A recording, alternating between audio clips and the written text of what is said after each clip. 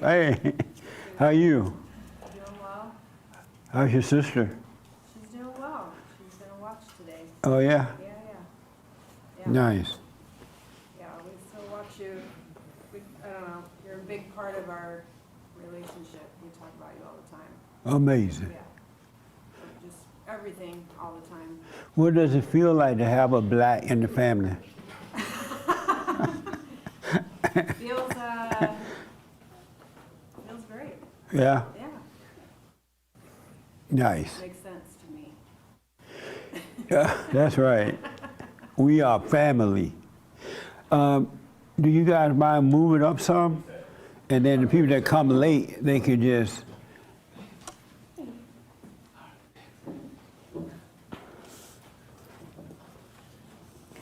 Nice.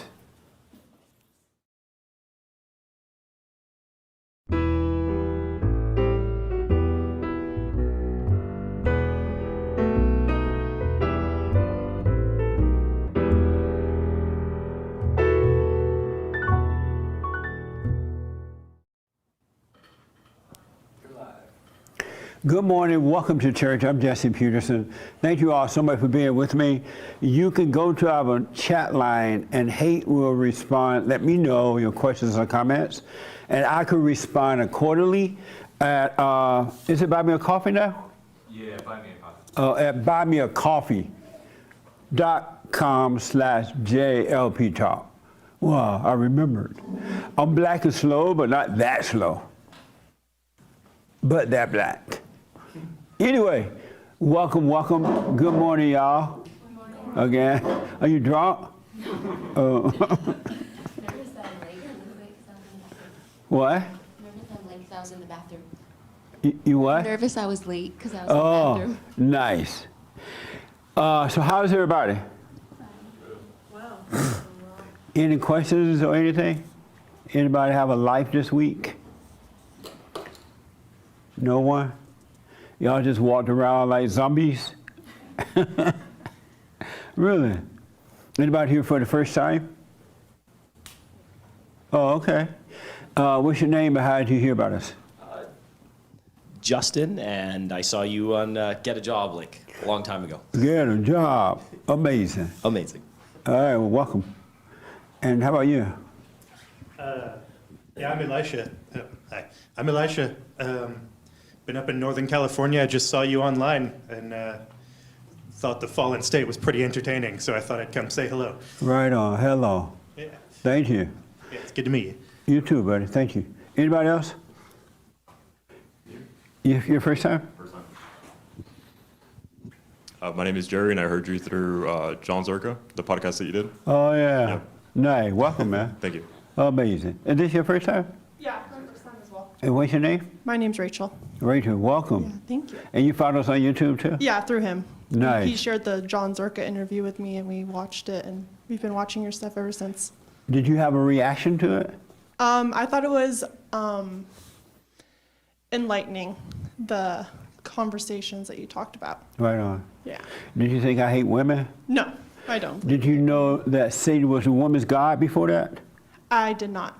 And once you found out, what were your?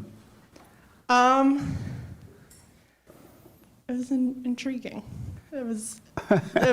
My mind is still working to understand everything. Oh, okay. I'm working through it. Nice. Yeah. But you find it intriguing that Satan is your god? No. Oh. Sorry, I misspoke. No, I did not find. Yeah, sorry. No problem. Welcome. Thank you. You're welcome. Anybody else? First time? Hold on, right there. What's your name and how'd you My find name it? is Ruben. Yeah. And this is how'd my you find first- us? On YouTube? Yeah, YouTube. All right, welcome, man. Yeah, thank you. Okay, so I want to get into, have anybody ever heard of someone ever talk about near-death experience? You've heard of those before? Anybody ever had that happen to you? You had it happen to you? You had a near-death experience? Plenty of times. Really? What happened? One time? I would say the first one, I was just driving the freeway, and it was like really raining. And I was driving to school, so like back when I was in college. and I guess it's like kind of slippery. So I was still kind of learning to drive. I was like 18, and I like hydroplaned on the freeway, and there's kind of traffic. So I don't know how I didn't hit anybody, but I was in the fast lane. I did a complete circle, and then when I was just like out of it, and then I like stopped facing opposite traffic, and then I just like took like a deep inhale, and I like quickly turned around, and I was like halfway to school, and like the rest of the halfway I was just bawling, just crying my eyes out, wondering if that happened or not. And yeah, I didn't speak about it till so many years after. I told my dad, and he was like, "Why didn't you tell me?" And I was like, "I don't know." I was still trying to process it. But you didn't die and leave your body though, right? I was definitely unconscious. I've been in a car accident where like I spun on the freeway and the other car flipped over. Wow. And I was in the passenger seat and my friend was driving. And I don't remember this. I just remember being frozen and I don't remember anything. And then they said I grabbed the wheel and I started turning it. And I was like, I did not do that. Like I was just frozen till like we were wet on the side of the highway, and then I was just like, what happened? And I just went to go check if the other people were okay. And then like we drove off. And Amazing. that was very weird. Yeah. Anybody, do you guys believe that it's possible to die and come back? Who said yes? And why do you believe it? The only reason why I say that is because I've heard some stories when it comes to when people do end up passing away and they try to describe hell and to try to describe heaven and those type of things. They see like their life flash before their eyes in that kind of sense. And so have you heard where they went to hell or heaven or both? I've heard both. Oh, you heard both? Yeah, but it's just from like documentaries or little interviews that I've seen on YouTube. And what made you believe it? I don't believe it. I just heard it. Oh, you don't believe it? I don't Oh. believe it, no. Okay. Anybody else believe it or doubt it? Near-death experience? No. Anybody heard the radio Friday when we were talking about near-death experience? Oh, okay. And what did you think about that? I thought it was interesting. I did watch the interview. Oh, you did? With David Williamson. So, just for those who don't know, we talked about this on the radio Friday. There was a young man who had a heart attack, and while in the emergency room, they're working on him, he left his body. And we talked about that on Friday. Go ahead. Yeah, so, yeah. So you watched the interview, and what did you think of it? I thought he was very authentic and genuine, and it seemed as if he seemed believable to me in how he described his experience. And I've heard others describe their near-death experience, so. Have you ever heard one like that? No, I haven't, actually. What have you heard before? I've heard about the white light and people coming back and describing Jesus and how he looked and seeing family members and, many things like that. The way he described his experience reminded me a lot of many of the principles you share with us. All right. So, yeah, I thought it was interesting and definitely believe in his experience. And I mean, who knows what we'll have to look forward to when that time comes. That's why it's such a mystery, and the reason many people fear it because it's so unknown. But yeah, I thought Amazing. It was an interesting interview. Nice. Yeah. What did you think of it, Ruth? You saw the interview, right? I just You seen, watched his interview? No, I just seen it on the show. I just seen the clip. Oh, you but haven't I seen thought it. it was interesting too, especially when he talked about. He said something like, he caused his own death by his thoughts. His thoughts caused him to die, and he talked about the anger. And I thought it was really interesting as well. Yeah. And it sounded believable to me too. And I've heard stories of other people talking about near-death or actually dying, actually being in the hospital, and they're pronounced dead, and then they come back a couple of minutes later. Yeah, amazing. Nick, you heard it? You watched his interview, right, after we did. talked about it, or before we talked about it? I did. So what I did was someone sent it to me, and I sent it around to everybody in the office and asked them to watch it. And when you watched it, what did you get from it? I knew he was telling the truth. I can't hear you. I knew he was telling the truth. What do you mean? As soon as he said that he knew he had killed himself with his thoughts. He had a heart attack. Okay, not to rehash the whole video, but he had anger and. But you can. So he had anger. Growing up, it turned into like a racial thing too. He's a black man, and he hated white people. So he started out, just for the record, he started out by saying that I killed myself with my anger and thoughts. That's what killed him, his anger and thoughts. So he had gotten to like around 30, and his body had become out of control. He got hypertension, and it had led to a heart attack, and so he died. He died and separated from his body. He saw his body, and he saw his bodies, and he realized that he knew at that moment that he said to himself, I killed myself with my thoughts. And when he said that, I knew he was telling the truth. Like, I know that man died. Yeah. I don't know why, but I just know he died, and I know he saw that.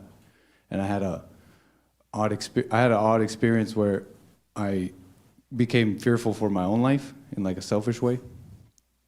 And I could see, because he's talked about how he had taught himself to react to the world in certain ways, that his nervous system would react to the world, and that was part of the pain of his experience.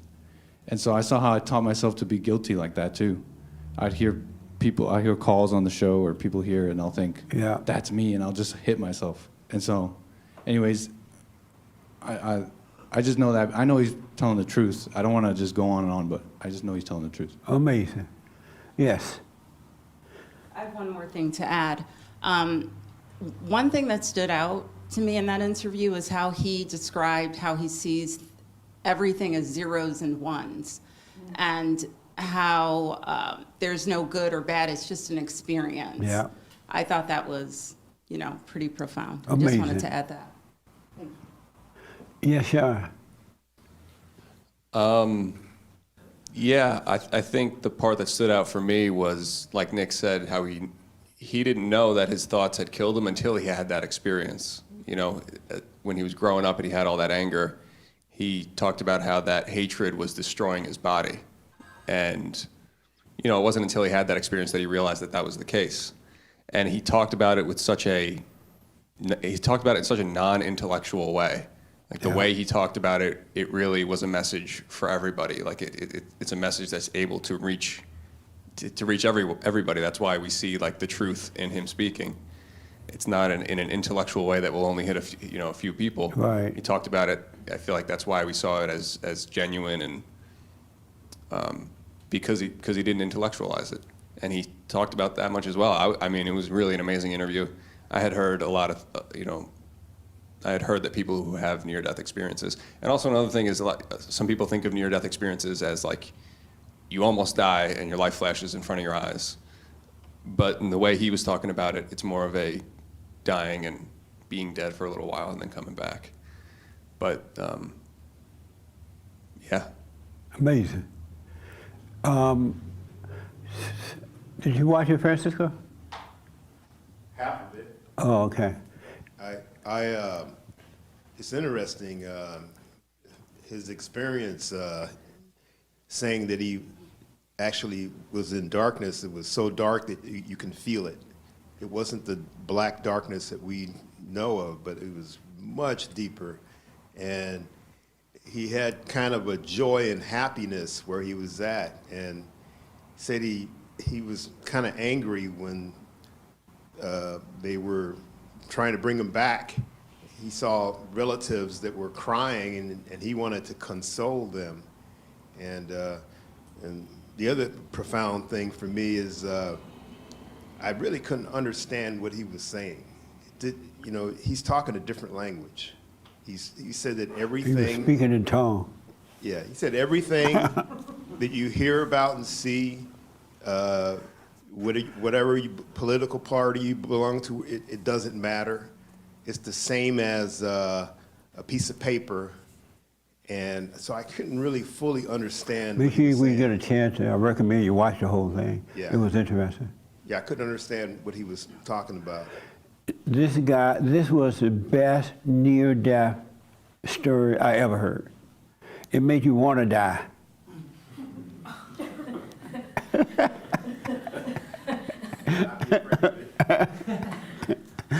It was the most realistic near death I ever heard about. All the other deaths that I've heard about, it sounded like fantasies, like they were still in their thoughts and they were dying the way that they had heard somebody else's story. Where you die, you look up, you're going through a thing there, and you see Mama and Grandma and everybody. But this one was real. It was real. And it was really amazing to watch it. So this guy said that he was a radical black at one time. He had a lot of anger. He hated white people, and he lived in his thoughts, because as a result of having that anger, he was living in his thoughts. But he didn't know, he didn't realize that what was going on. And so he was like, he had been brainwashed by the leaders, political leaders and things like that. He hated white people, and he was like really into it. He had an angry heart. But then one day he had a heart attack. He was driving and he was having a heart attack. And long story short, he drove himself to the hospital.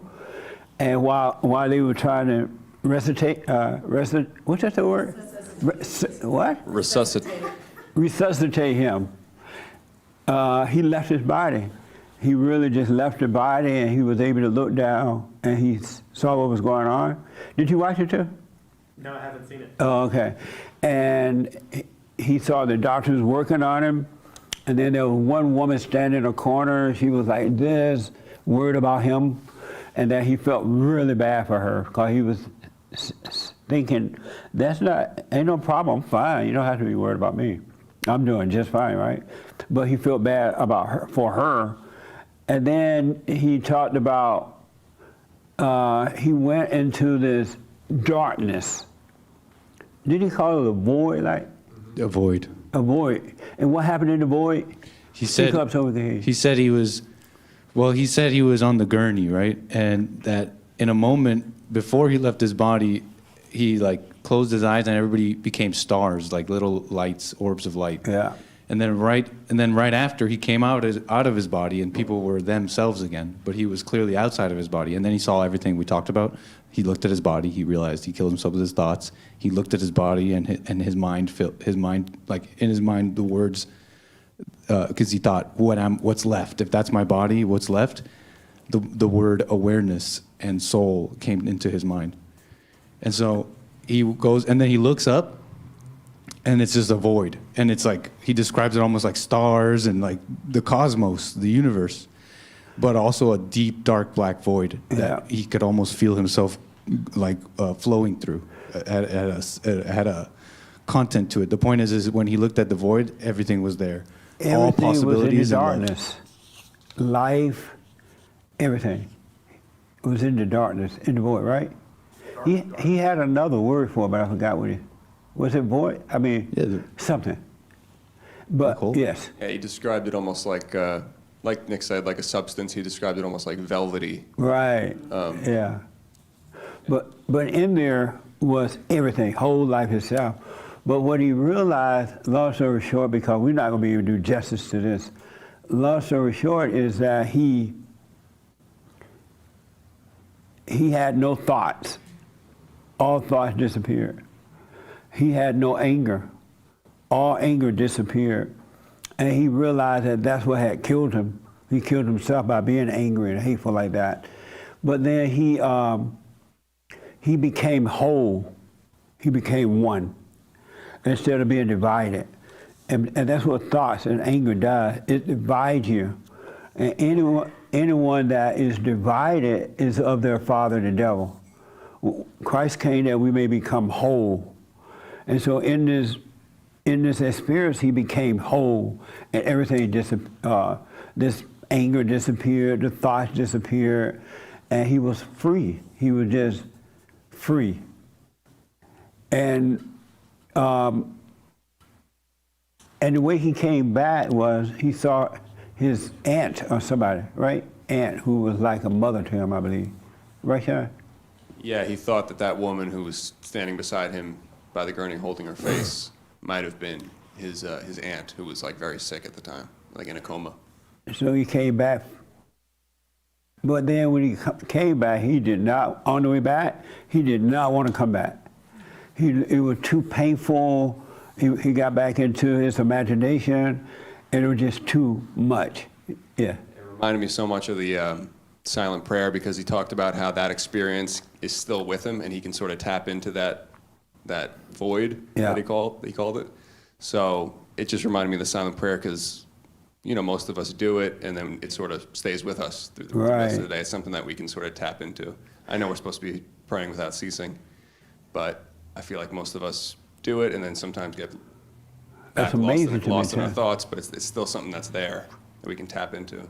He said that when he came back, as Sean just said, now that he's back in his body, he tended to drift into the thoughts again, but now that he know, he come back to the present instead of staying in the thoughts. He tend to come back now. And he talked about how everybody is one and how we're all the same. And he said that when he was up there, or wherever he was, he felt nothing but love. He felt the love of the Father, and he was love. He was just all love. And it's such an amazing story, because I never heard anyone talk like that before after a near-death experience, about overcoming anger and overcoming thoughts. Yes, sir. He also talked about his interactions with people has changed completely. Yeah. Oh, yeah. Because he was talking about how when we're born into these paradigms of thinking and these ways of thinking. We're just thrown into these battles that have already been going on, and we don't even realize it. We never question it. So now that he's, seen the other way, he, when he interacts with people, he can see in them that thing that was in him back in the day. I promise you that that's what's going to happen with you. When you get to know yourself and you overcome that anger and you see what's going on with you, you're going to see what's going on with others. Without even trying, it's just going to be there. And it prevents you from judging anyone, because you know now, and you know it's not them, because you understand what's going on with you. And that way, it would be impossible to judge anyone else. And another thing he talked about, and we have mentioned it here, is that we have been lied to. From the moment you popped out of mama's womb. Anybody ever pop out of mama's womb? The moment you pop out of mama's womb, they start teaching you. They teach you everything. They teach you what you're going to be, what you want to be. They tell you the difference between rich and poor, and they teach you everything. But what they stop is your self-discovery that's given to us by God. If they didn't interfere and try to teach us, we would stay on that track of being with the Father, right? But they teach us how much money we want, what kind of education to get, what kind of people we should be, how we should treat one another, everything. And that teaching us takes us away from the natural teaching and learning that we already have. We already know the truth, but our parents and teachers and things take us away, and you just suffer hell, because now you're trying to live up to this false teaching, and it doesn't work. It would never work. And one thing that's going to happen, as he mentioned, once you wake up, you're going to stop trying to be anyone. You will have no identity. And most people are afraid of that, because a lot of people have come to the reality that they are not their thoughts and feelings. And when they get there, they get scared. Well, who am I? If I'm not my thoughts, if I'm not my feelings, who am I? And they'll go back into thoughts, right back into hell. But we've been set up. And our parents and others did it because they didn't know it better. They didn't mean to do it. They were blind too. But it doesn't have to stay that way for you and me and anyone that want to overcome it. It doesn't have to stay that way. We already know. It's so interesting that we already know the truth. And every human being that's walking this earth, except for those who are working on overcoming, are living in hell. You're walking and living in hell. And all you bring in your life is hell. And the devil tell you, well, if you get more money, you'll be fine. You get more money, you still got hell inside. He will tell you to buy a bigger house, you'll be fine. You get a bigger house, you still got hell with a 3-bedroom rather than a 1-bedroom. It tell you to get married, have a family. You get married, you can make a family, you still got hell. But the weird thing, most people won't stop and question that. Who's telling me this? Why isn't it work? Why doesn't it work? And instead of doing that, they look outside to try to find something that you're in a bunch of friends. And you got a bunch of friends and you got more hell. But most people won't question, they don't pause. You got to, it was, I hope you get a chance to see it. It was an amazing death. It was a real one. It really was a real one. Instead of going up and see mama, it was outside of his illusion, it was real. And when you wake up while you still have breath here on this earth, you're going to live that reality that he talked about in heaven. Because he came out of his imagination. He came away from thoughts and anger. You must get to the point, and you can, that you have no thought. You got to live a life of no thinking. Zero thinking. Isn't that amazing? Your thoughts are your enemies. All thoughts are all lies all the time. And he mentioned this, you're not your body, you're not your thoughts, and you're not your emotions. It's all fake. Everybody has fear, but even fear is an illusion. It's not even real. The Christians are waiting for Jesus to come back and take them up in the sky somewhere. Yeah, a long wait. Yeah, a long wait. And they're going to be suffering while waiting. You don't need to suffer anymore. Suffering is just an illusion of the imagination. And nobody, your children, your wife, your daddy, your mama, your money, your friends, your brother, your sister, can't give it to you. It can only come from within. That peace that you want. And it's nobody else's fault. Except we've been taught wrong by our parents and the world took over. But it's your fault if you continue to live in your imagination. You're living an illusion. And then in living in that darkness, you're trying to get something from out there that's not there. There's nothing outside that can do it for you. Zero. You gotta go dumb. You gotta be dumb. And don't go making yourself dumb. That's a different kind of dumb. But you gotta know of yourself you can do nothing, and of yourself you know nothing. And stop trying to be anything.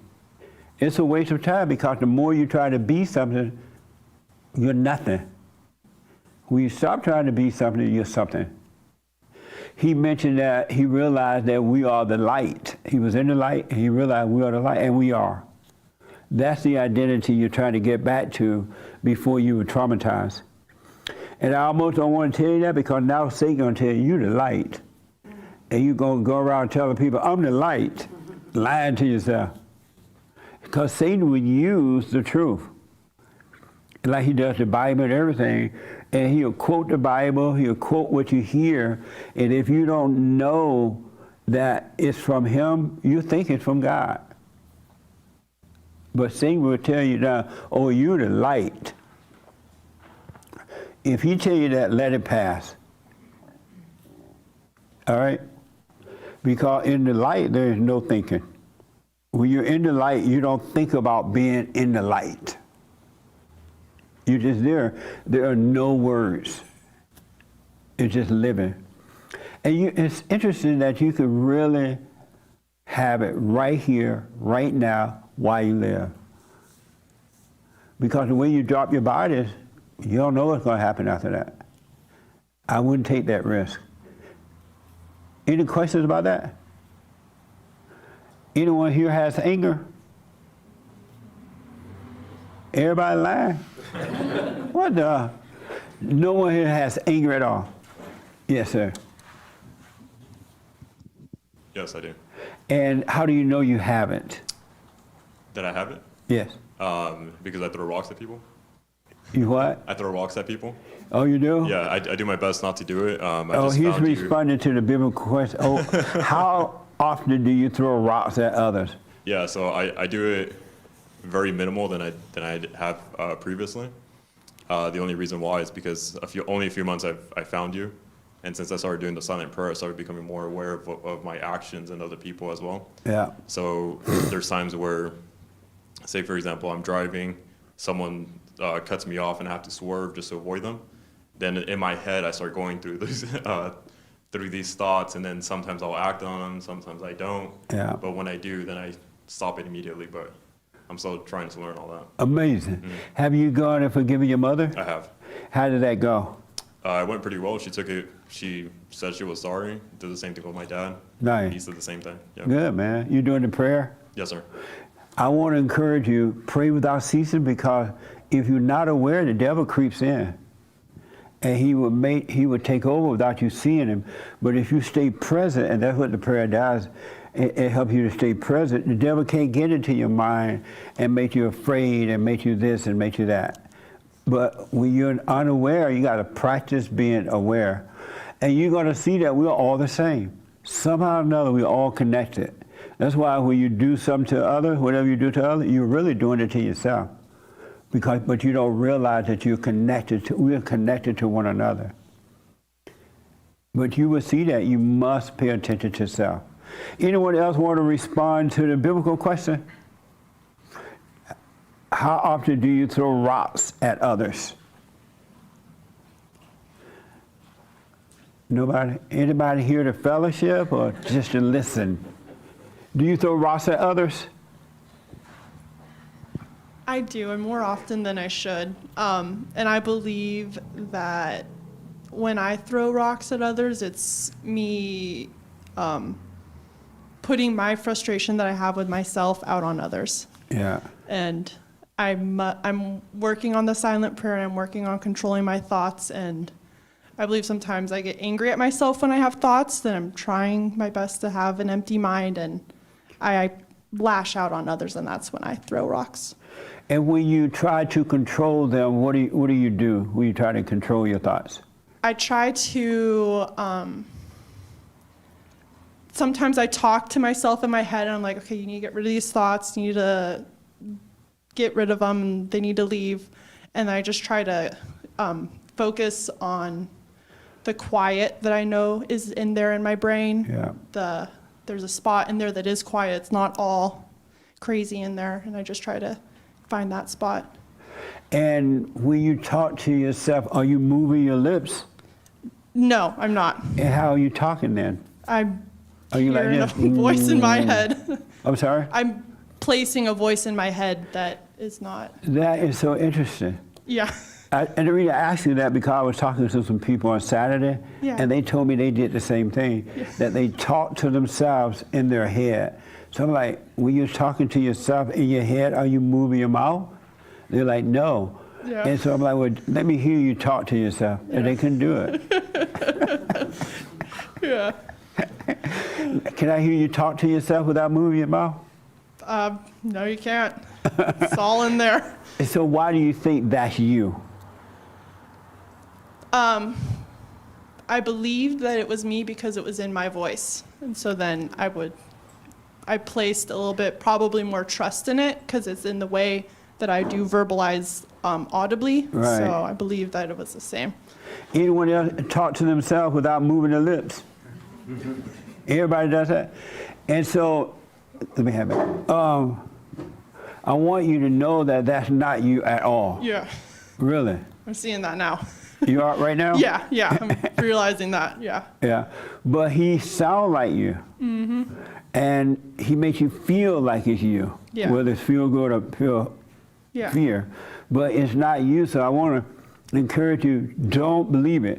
Whatever the voice is telling you, let it pass, no matter what it says. Mm-hmm. Let it pass. And you start to see that, wow, that never was me. Yeah. And question to you, how would you do that? with if you're not using the voice in your head, do you just, because like when you're working, do you just find a quiet spot or do you just get to that spot in your head? When you're working, Yeah. you mean like on your job? Yeah. Let's say that you walk through the office, you're doing your work, and this voice started talking to you, right? Yeah. Just take a moment, close your eyes if you like, just for a second, and come back to the present, or bring your mind back to where your body is. Okay. It doesn't take but a second. Okay. And especially when you practice doing it, then you're in the moment. And Satan wanted to keep you busy in your head because he doesn't want the light of God to shine on him. Yeah. He has to depart from you if the light shines. So when you're not involved, it's just the light shining on the darkness and it will disappear. So when that happens, just take a moment, let it come back. Okay. That make sense? Yes, that does. Thank you. But you gotta, even if you have to say to yourself for a minute, oh, that's interesting, that's not me. I wouldn't even, just think about the number of thoughts that come, and you're just not even thinking of thinking. Yeah. They just come from nowhere. And I've been, sorry to cut you No, off. go And ahead. I've been realizing that with the silent prayer. I'm like, okay, well, that's obviously the devil speaking in my head. And then my mind voice is the one I'm going to definitely be more aware of now and getting to The the devil quiet. can make you think about a person that's dying or something, right? You're not even thinking about it, he'll bring it to your mind, and then you want to cry about it. Yeah. Isn't that amazing? Yeah. But crazy. even with that, it's false. Yeah. It's enough to see that the person is dying, but crying over the person is not going to solve anything. Yeah. That makes sense? It does. And so you got to start watching everything. Everything except for practical thoughts, they come and go. You make a meal, you're done with that thought. But you literally got to watch all thoughts of all lives all the time. Isn't that amazing? It is. Thank you. Yeah. Did you go and forgive your mother? I haven't forgiven my mother yet. What a beta. I know. I've been procrastinating, but I am gonna do it today. And what do you mean by procrastinating? I've found excuses and believed them And where'd you get those excuses from? from my mind, And where'd your mind come from? from the devil. Devil's right. making me put it off, and Yeah. I will not put it off any longer. I want you to remember, never call it your mind again. Okay. Because we got to stop identifying. This guy talked about that too. He said when he went up there, all identities fell away. He had no identity. The world put a bunch of identities on us to cover up hell. But if we just see it for what it is, it's hell, but don't identify with it and don't let somebody else put an identity on you, you stay free. But the world cover up hell with identities. You know what I mean? Yep. Oh yeah. And so are you afraid to face her? Yes, I am. And what are you afraid of? I believe that I have held on to my resentment toward her for so long, and the underlying that I now realize was frustration. And I believe I'm a little bit more so afraid of what's gonna. I shouldn't be afraid of what's gonna happen to me when I let go of the frustration, but I believe since childhood I've held on to that frustration so strongly. I'm trying to pry it loose, and I just need to let go and. And did you believe that frustration was yours or you or real growing up? Yes, I did. Yeah. And why? Probably because I was one of those, I was a child that believed that I always got the short end of the stick, even if I didn't, because I would compare myself to my siblings. Yeah. And I didn't know any better growing up. Now I do, and I realize that I need to let go of that because everyone is different individuals, and if that makes sense. You say everyone are different? Yeah, like I'm not my sister, I'm not my brother, Right. I'm me. And But the one thing I do want to tell you that no one is different. Really. Yeah. That's an illusion too. okay. Everybody's the same. Yeah.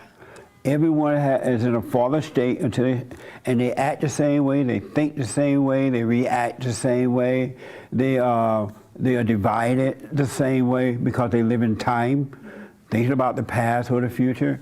There's not one. The devil speaks Chinese, he speaks Asian. I think Asian, Chinese is the same thing, right? He speaks African, he speaks white, He speak Persian. He speak Allahu Abba. Everybody's the same. Yes. If I don't know if I would have known this had I not been counseling with people around the world and talking. They all say the same thing. Situation might be a little different, but it doesn't matter if it's male or female, what position they hold in life. Just complaints are all the same. But we don't know that we're all the same. We think we're different and we're not. Mm-hmm. What a setup, huh? Yeah. Yes. Because the devil will tell you, you know what, your sisters and your brother better than you. Mm-hmm. That's a lie because the devil telling them that you're better than them. Yep. It's a whole Isn't that amazing? mismatch. Yep. It's amazing. The devil is a mess, huh? And then he'll have us fighting with one another over a lie when we should love one another. Definitely. I'm working on loving. That's right. Yeah. So you the fear that you feel is not even real. Mm-hmm. It's an illusion. Yes. It's just that you have identified with it and you think that it's real. It's not. Okay. You're gonna have to face her. Yep. I will. When I get home tonight, I'll. And you're gonna have to shake it. You're gonna be shaking in your boots. Definitely. Yep. Isn't it weird that you're afraid of your mother? It is. And they said mother's love was so special. Yeah. Yep. It's the kind of love that stays with you till the day you die. Now I know why. It kills you. That's why God said we must be born of the Father's love. That's what real love is. Yeah. So face her and practice when you're at work or no matter where, bring your mind back to your body and you're back present then. Okay. Just quietly do it and do it all the time. After a while, you won't have to do it. It'll just be, you'll be back into your normal nature because this is the abnormal nature that you're in now, not the normal. How about your father? I have forgiven him. Oh, you went to him? Yeah, I talked to him. How'd that go? It went well, and he asked me for my forgiveness for all the ways that he's wronged me growing up, too. Right on. Nice. It's awesome. Well, face your mother so you can be free. Awesome. Thank you. Yes, I will. Any other question? Nope, that is it. Give the mic to the young lady right behind you. Did you watch that the dead man?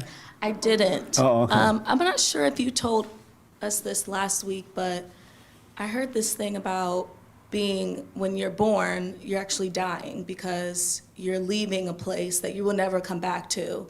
So the death is like super taboo because it's the unknown, and we've been talking about, if you go to hell, you go to heaven, and it's taboo to talk about dying. But in a way, you've already died in a way by being born. I'm not sure if you said that or if I heard that somewhere. Yeah, it must be somewhere else. Oh, okay. I ain't never said that mess.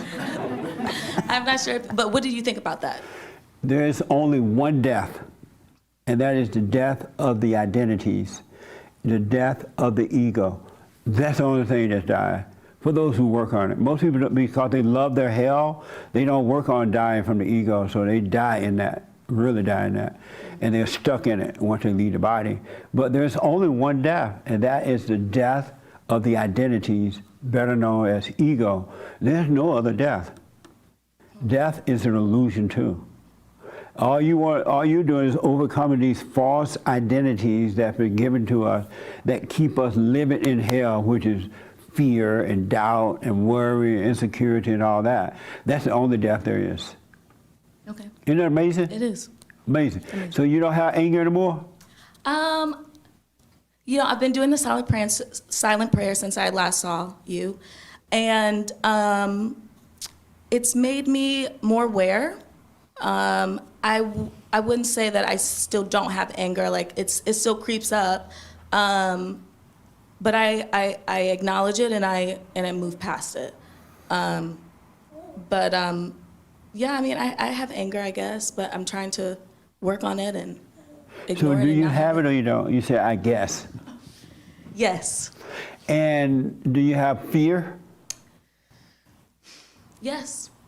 And what is it like to live like that? Awful. Yeah. In what way? It makes me tense. It makes me worry about things that I don't need to worry about. Yeah. Things that aren't real, that, are made up. Every human being has that. There's not one that don't have it. Isn't that amazing? Y'all didn't know that, right? But every human being has it. Because we are all born in what they call sin. Every person that's born into this world, born in sin. But once you overcome it and you should have kids, your kids won't be born into it. They'll be born into love because you will see how to allow the light to race them through you. You won't be angry, you won't be frustrated, you won't be trying to control your kids, you won't be trying to get an identity from your kids, you won't be running around, put your baby in front of everybody so you can feel good, or making them say hello, because you will see and the light will guide you. But when you're having these kids in darkness, it's nothing but hell. That's why the kids are suffering. The buck stops with you when you overcome your hell. Are you trying to be somebody?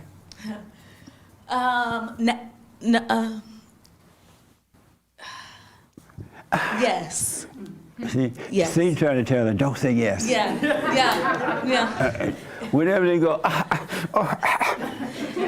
Satan was like, no, that's not going to sound important if you say no. And why are you trying to be someone? Because I've been told all my life that I need to become something. You know, I was raised by a single mother, and the way that she was raised was not the way that she wanted to raise me. And so I just had all these expectations of who I should be and what I should have, you know. And the older I get, and now that I'm here and listening to you, it's like too much. It's like, for what at the end of the day, you know? And the more you try to be someone, you never be anyone. Yeah. You'll just be miserable. Yep. And I know you're in school right now, and so in school, just realize this is what I do, but it's not who I am. I'm not getting any identity from this. I'm gonna have fun with it. I'm gonna do my best. I'm not gonna compete with anyone. I'm not gonna try to be like anyone. It's just a way to function on earth. It's a practical thing that I do, but don't identify with it. And then when people applaud you for it, and the ego want to feel all good and tell you how, oh, you're the best, and they bring you flowers, oh, she won. I'm allergic. See that? Nice. Or if they put you down and try to, oh, you're no good, you're bad at this, right? You treat them both the same. Let those feelings pass because it's a setup. You can appreciate life without feeling anything about it.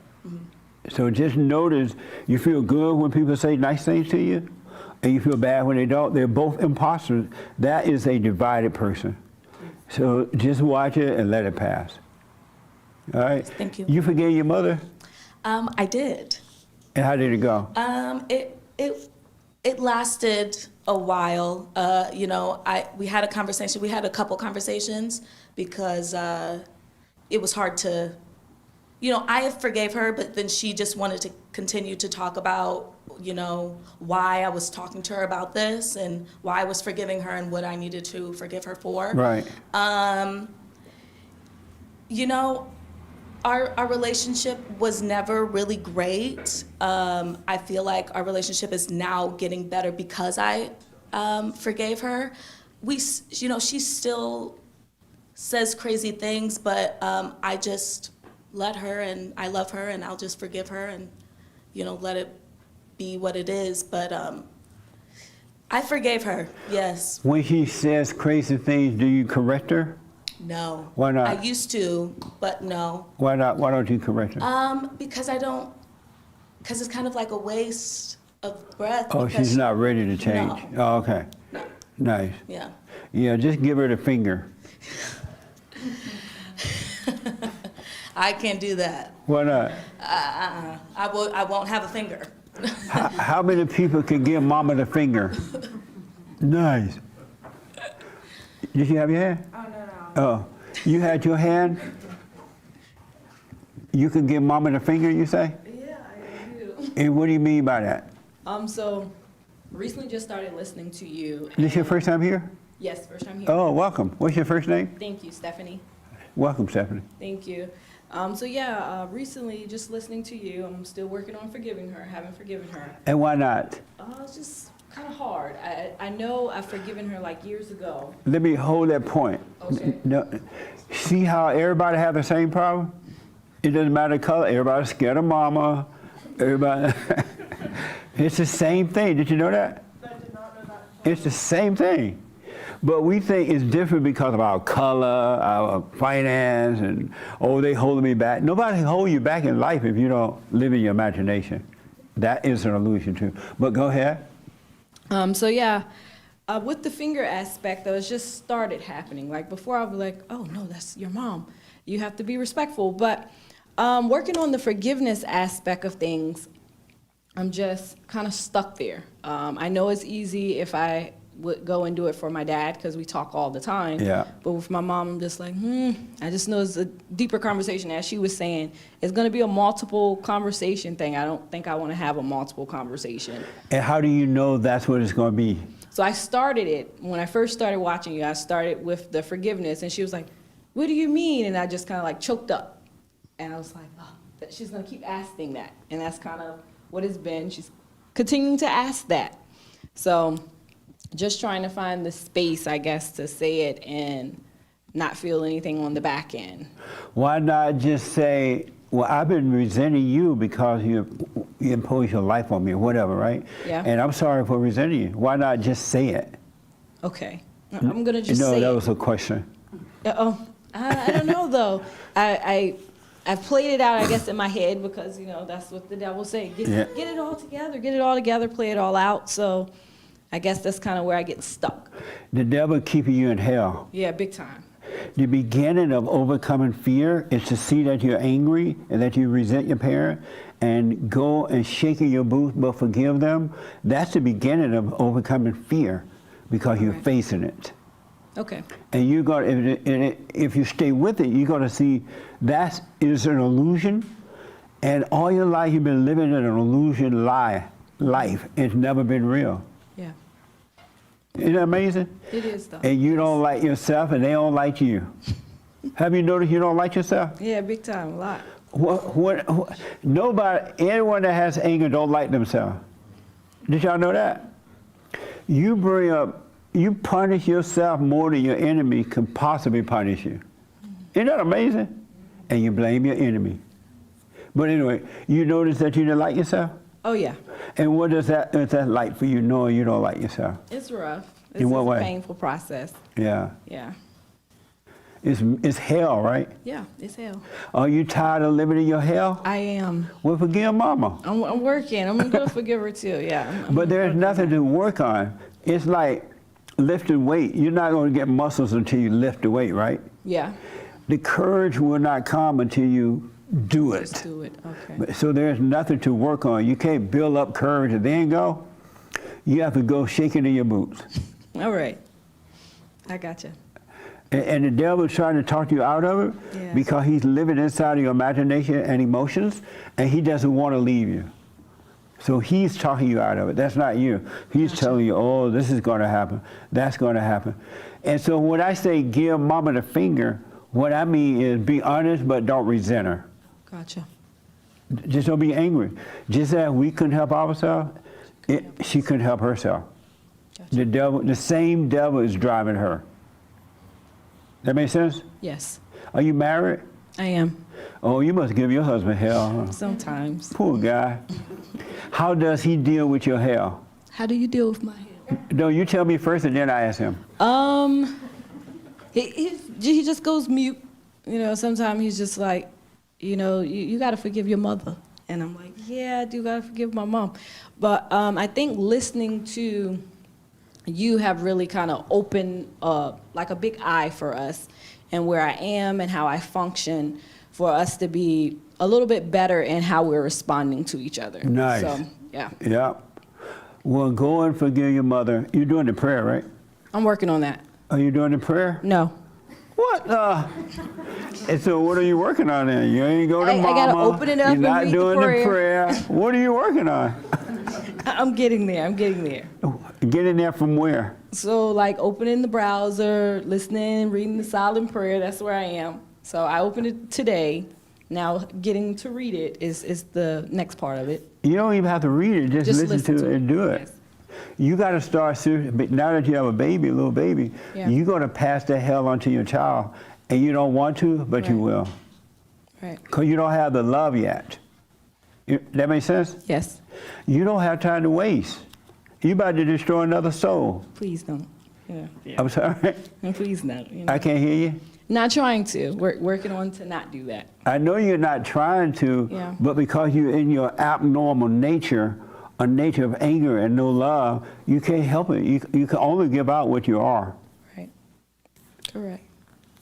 So I know you don't want to, but you can't give something that you don't have, just like your mother. Correct. You love your husband? I do. No, you don't. But yeah, I don't. No, You just lied. I don't, because I'm in my hell, so. Uh-huh. Why did you say yes? Because I feel like I do, but now listening to you and learning, I'm like, oh, I guess I don't really love nothing, right? So, yeah. And what does love feel like that makes you feel like you do? Comfortable, I guess.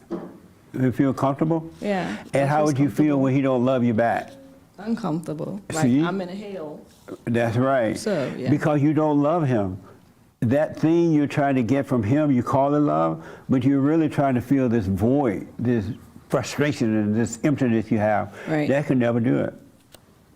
You're trying to get something from him to fill a spiritual void, and only forgiving will do that. The light of God will come in and do that. No, he will. If your husband showered you with this fake love, you hate him for that. I'm tired of you loving me. Won't you be mean to me sometimes? I'm tired of you doing everything I want you to do. You get irritated at him.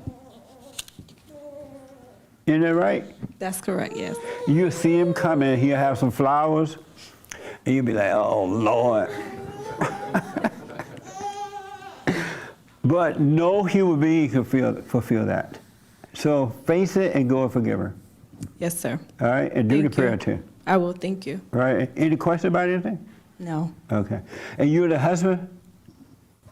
Yes. What's your first name? Gabriel. Welcome, man. Appreciate And so how do you deal with the hell in her? Yeah, at times I'm silent. I look at her because I know she can't help herself at that moment. So instead of berating her with, I just simply tell her, like, you have to get over that. You have to get over that. You have to forgive your mother because that stuff's eating you inside. You know what I mean? So that's really where I'm at with it. Did you go and forgive your mother? Absolutely. And how did it go? I forgave her roughly about 3 years ago. And it was before I ever knew that you existed. And it was like a weight that lifted off of my shoulders because I was carrying that anger all the way since I was little, just doing a whole bunch of wild stuff. So when I forgave her, she started crying. Nice. She stared crying. And you were like, what the? Yeah, a little bit, but I understood that she couldn't help herself either. Right. And I think it was roughly maybe 8 months later, I went down to Haiti with me and my father, and we were sitting out on the galley, drinking, smoking cigars, and I forgave him as well. Nice. And he kind of looked at me like, whatever. That's his demeanor. Right. But yeah, it was a weight that lifted off of my shoulders. I felt light ever since, so I don't get as angry, as I used to, but I'm still trying to overcome that. Are you doing the silent prayer? No, I'm not. Beta. And why you're not doing, you desperately need to do it because you have a child now, and you got to be aware so you see your wife when she's out of control that she doesn't destroy your child. Right. Like I've done it.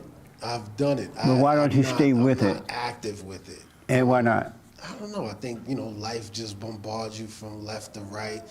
You wake up with 101 different thoughts in your mind. I rest my case. Yeah, all thoughts, all lies, all the time. Yeah. And you keep worshiping the devil in the morning time. Right. When will you stop worshiping the devil? All thoughts are of the devil. And when you believe him, you're worshiping him. Did you know you were worshiping the devil? Nah, I do. You didn't know it before? No, not. Yeah, the devil tell you, oh, you don't have time for that. You got all these things you got to do. And you say, okay, Father, and you get up and follow him.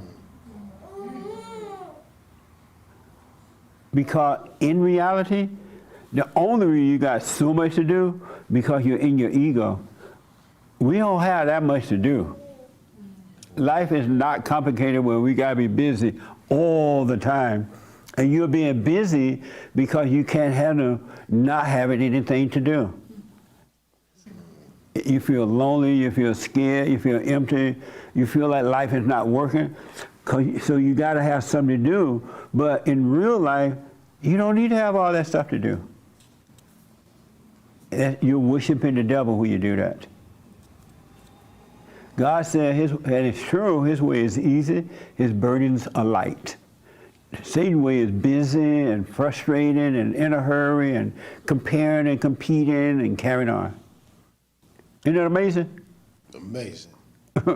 So stop worshiping the devil, and the more you do it, the more time you will have to do it, because time will disappear.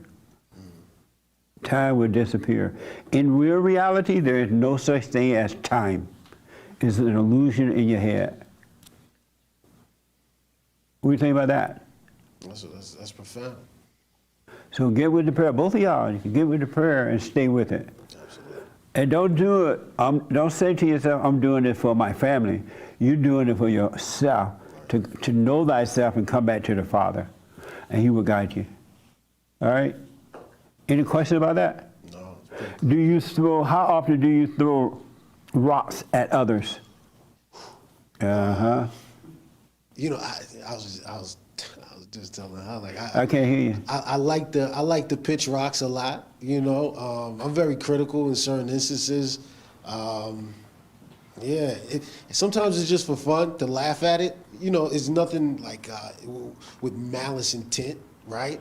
But yeah, I pitch them pretty often. I'm dialing it back because I'm learning, like, whatever I do is just a mirror reflection. Yes. Right? So it's like looking 100%. at the pond and tossing a rock at my image, and everything goes ornery, right? So, yeah. Amazing. Well, do the prayer so you can become aware of all those things. Right. And when you're aware of them, they disappear. You can't make yourself stop doing it. You just need to be aware that you're doing it. You need to see that you're doing it, and it will stop on its own. Because it's part of the ego. Gotcha. Amazing, huh? Absolutely. Did you have your hair? Yeah. Okay. What I was. Are y'all having fun or what? Isn't this amazing? Yes. Go ahead.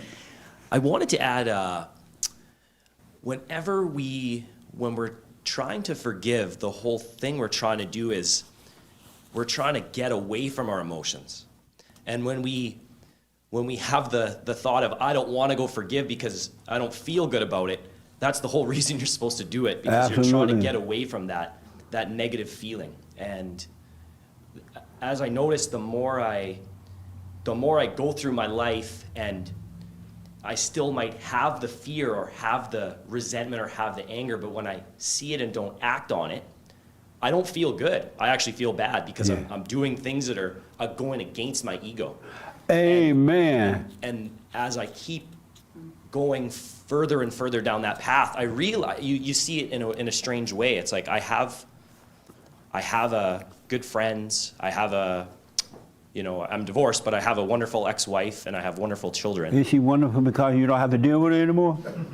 No, she's wonderful because she is who she is. How is she wonderful?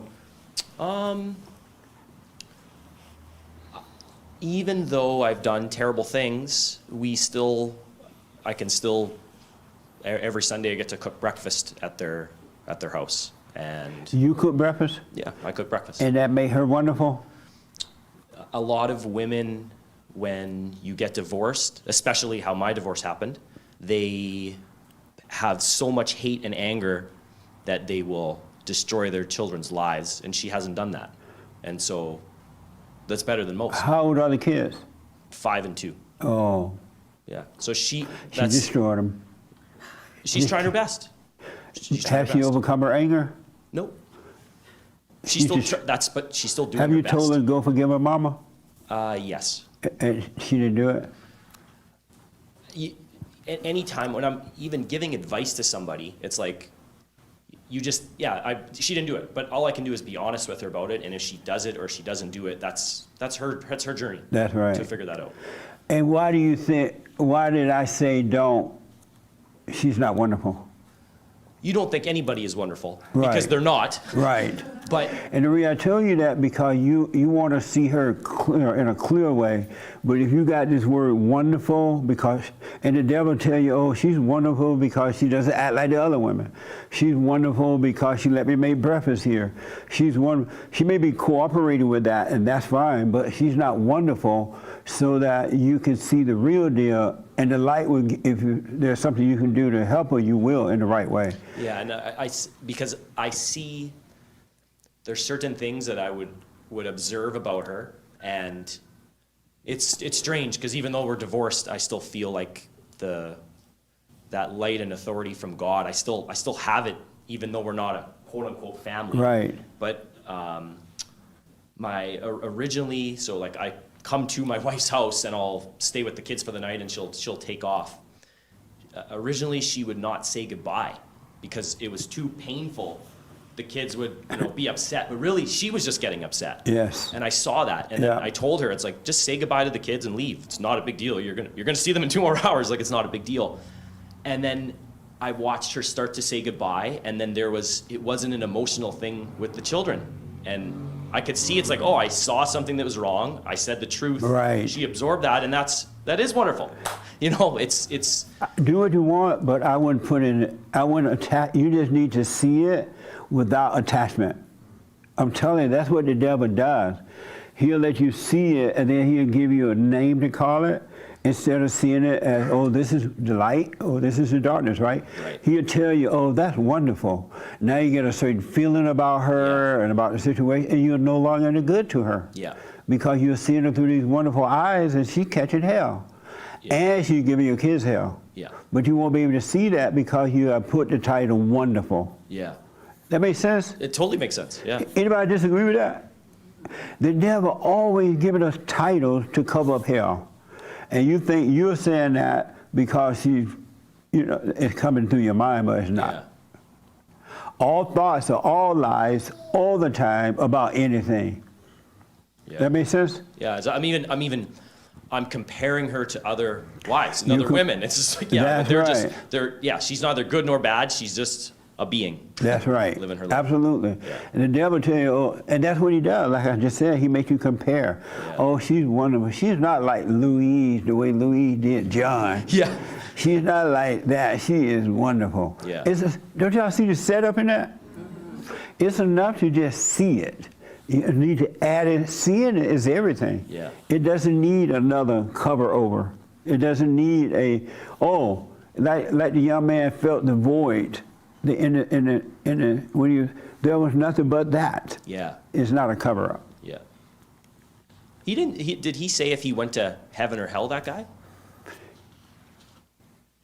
I don't even think he called it heaven or hell. He came out of his illusion, which was hell. Right. Hell is the illusion.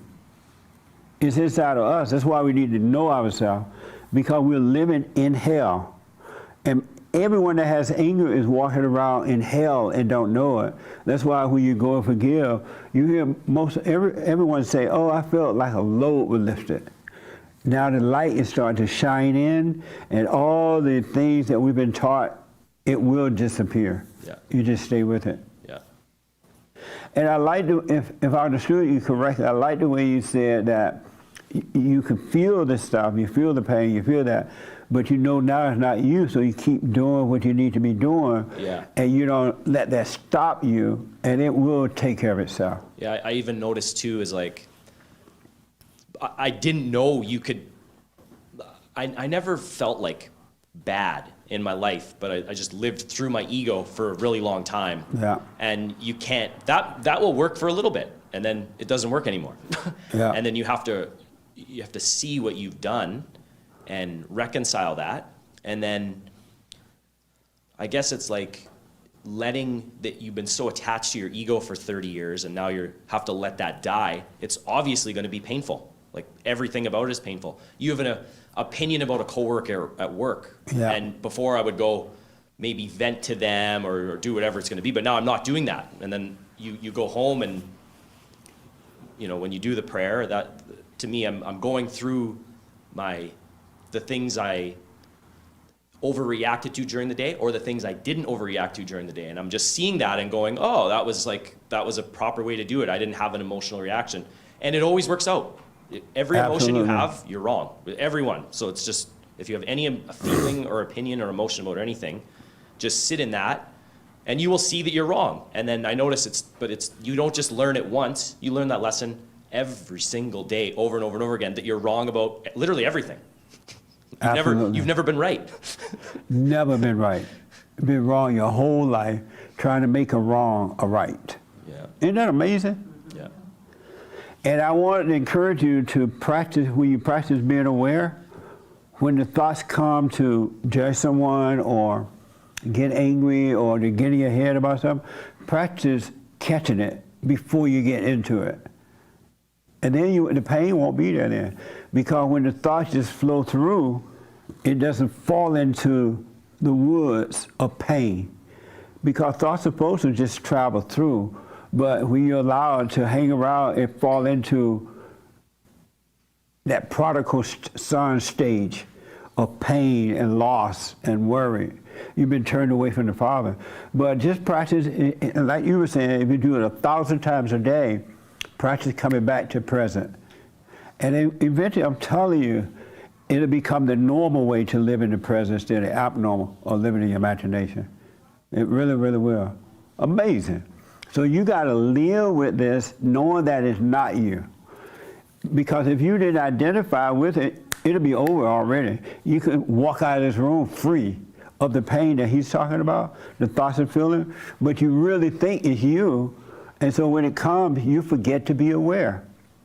When a thought comes and the pain is there, you're overwhelmed, you go, like when you don't have pain, you're like, oh, I'm free. I feel so good, right? I'm alert. And as soon as a thought and a pain come, it's so painful, you start reacting to it, feeling like it's you. You forget that it's not you and you get into it. But the moment you realize, hey, I'm in a thought, it's gone. So you gotta practice catching it too.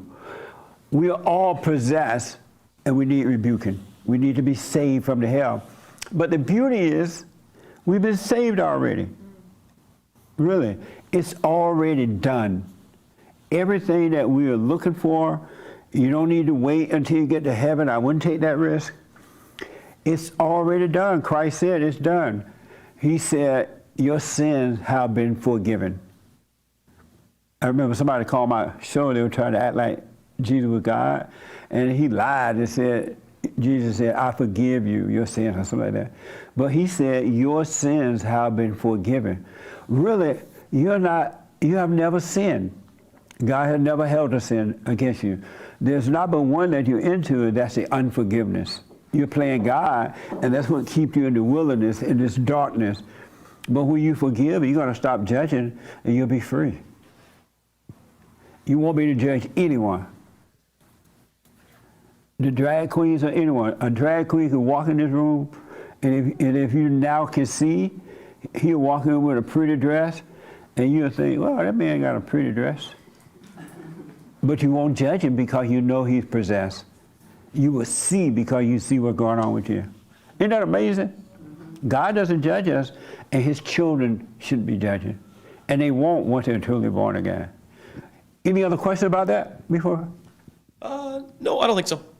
Very good, man. You doing the silent prayer every day, every night? You know, I started That doing it. means no. It means no. Yeah, it means no. But I sit. You say you started to, and what happened? Well, okay, so I be still, but so I do like an hour in the morning, an hour at night, but I don't close my eyes, and so I just will lay on the couch and I just kind of do that and go through whatever I'm going through. So the devil told you to do it that way? Yeah. He like, lay here, keep your eyes open, just go through what you got to go through. Yeah, right, and why are you obeying the devil?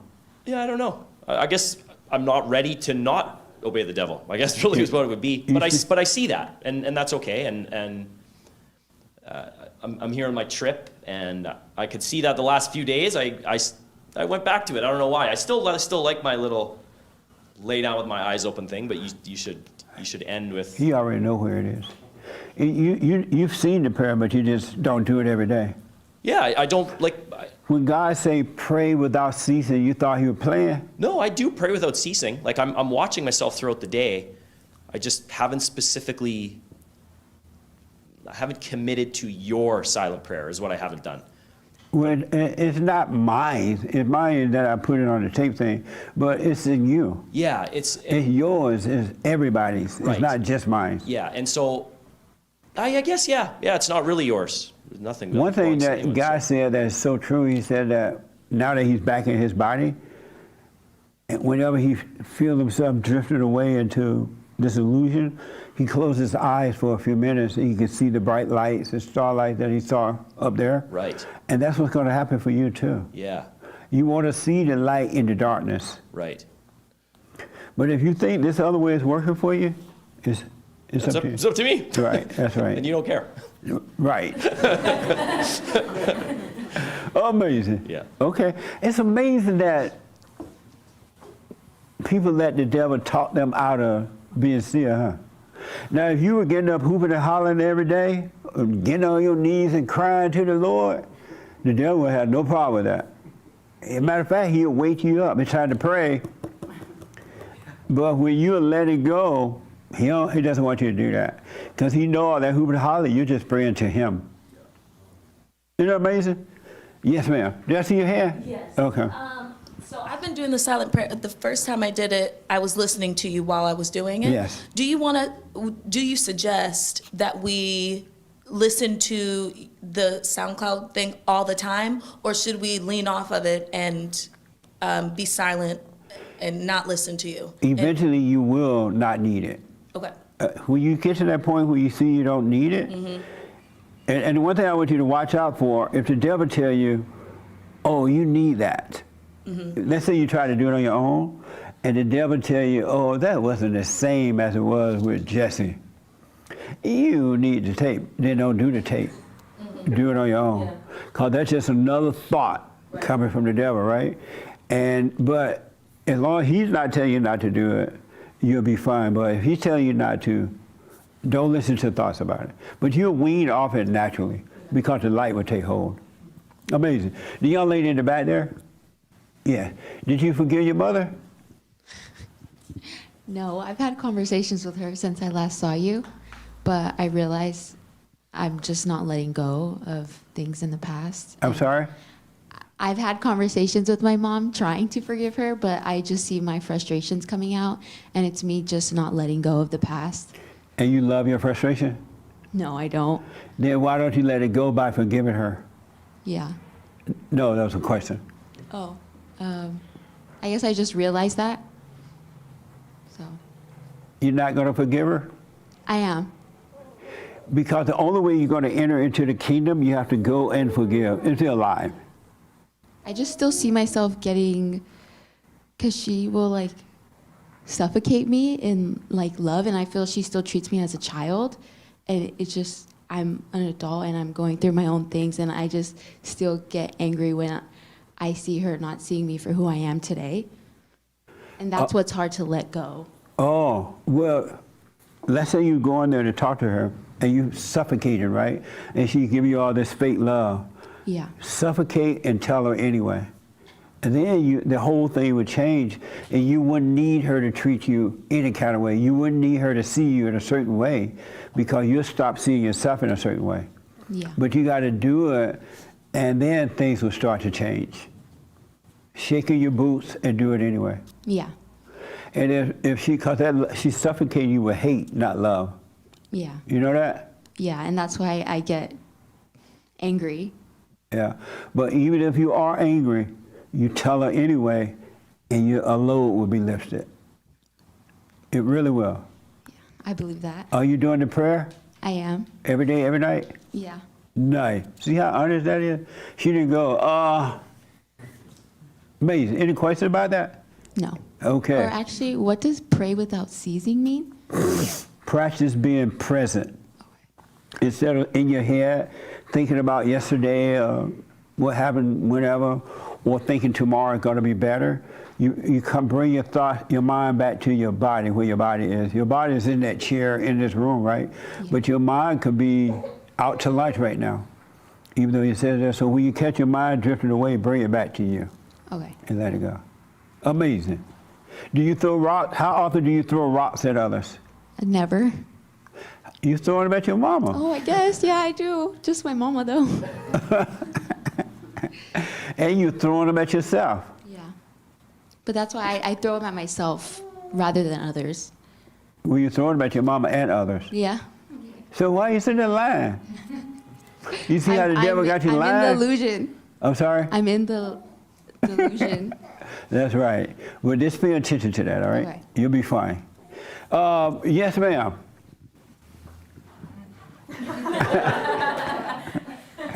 I said nothing this time. She said what? I said nothing. How often do you throw rocks at others? I don't know. I think I try to use a good opportunity. So I guess I do it often enough. Often enough, you like throwing rocks at others? It's not that I don't. It's not that I like throwing rocks at others. I think my identity is attached to, don't you know who I am? You know, that kind of thing. Yeah. Amazing. Yeah. Are you doing the silent prayer every morning, every night now? Not every morning and every night. And why not? Because I am busy. See that? No. See how busy? But You're not the only busy. one? But not busy in the sense that like I'm trying to fill in time. But maybe I am. But I work a lot. And so I have an obligation to what I've committed to. And so when I'm not at work, I just want to sleep. So there's not a lot of time to do that. And the first thing in the morning, when you first open your eyes, you're busy then too? Yeah, I have a different schedule. It's a very different schedule. So when you first open your eyes, you're already busy? Probably. In my head, I am at least. And how long are you going to listen to the devil? I know. Yeah. That was a question. Hopefully for not long. Hopefully. But hope ain't going to do it. This is true. This is true. You got to do it. Yeah. Okay. Don't let the devil talk you guys out of the very thing that you need to be doing. God said, pray without ceasing, because he's in the present. He's here right now all the time, and he wants you to see the devil. Eventually, the devil will be gone from you, departed, period. But he wants you to see the devil so he can defeat the devil. He's already defeated, but he can take him out of you, your mind and emotion. I have a question. Yeah. So one thing that I thought about when you talk about what you talk about, what about your relationship with God? Because I think that that's why I went to church all the time, why I, was very committed to going to church, is because I feel like I was connected to having a relationship with him.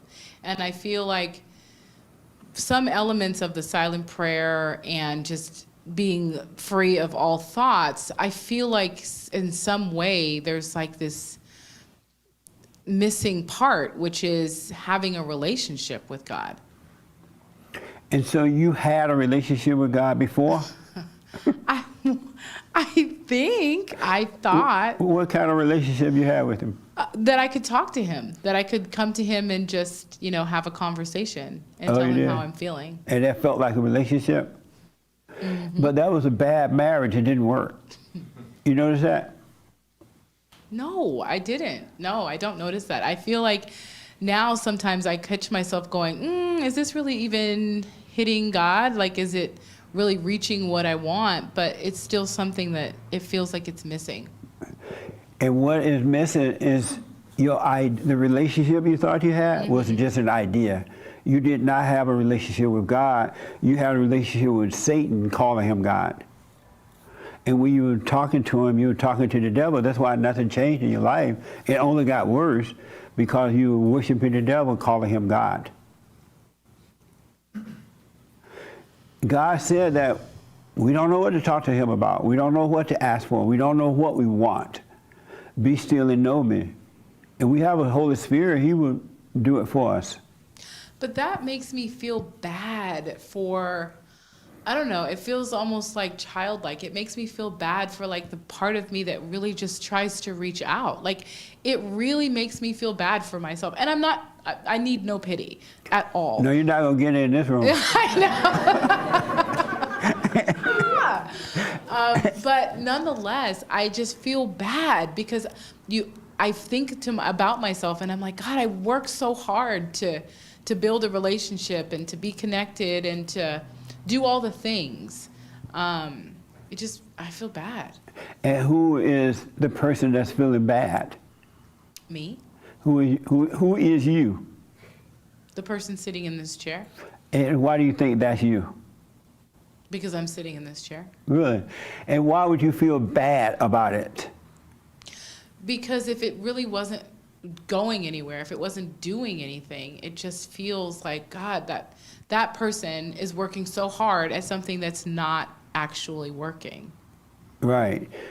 See, all you were doing was building an ego. A bunch of ideas about God and about prayer because the preacher had told you, oh, you need to do this and do that, and you believed it. But if you really pay attention to yourself, know thyself, you're going to see all that nothing was working. It was just a false, feel-good, fake feeling, but inwardly you were still miserable.